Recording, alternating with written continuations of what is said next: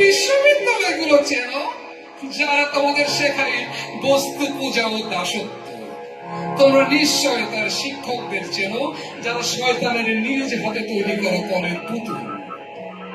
তোমরা নিশ্চয় চেনো সেই সব আদালত ঘর, শয়তানের নিক্তিতে নামে যারা দেবতুদের অপরাধ আর নিজেদের শয়তানের লুকোতে নিশ্চিত করে তাদের মৃত্যুদণ্ড।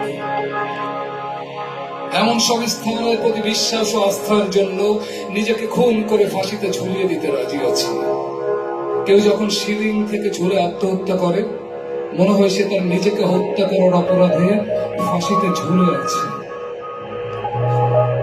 মানুষের কাছে মানুষের মহাশয় আসলে কি চায়, কি খুঁজে নিতে চায় যা তার ছিল না?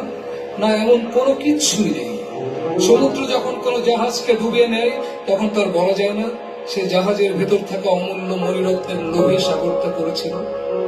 বরং সমুদ্র নিজেই জানে কোথা থেকে চুরি করে নিয়ে যাচ্ছিল এইসব মণিরত্ন, মুক্ত যা ফুলে উঠেছিল মুখ বন্ধ ঝিনুকের বিষের ভেতর। কোথায় থামবে এইসব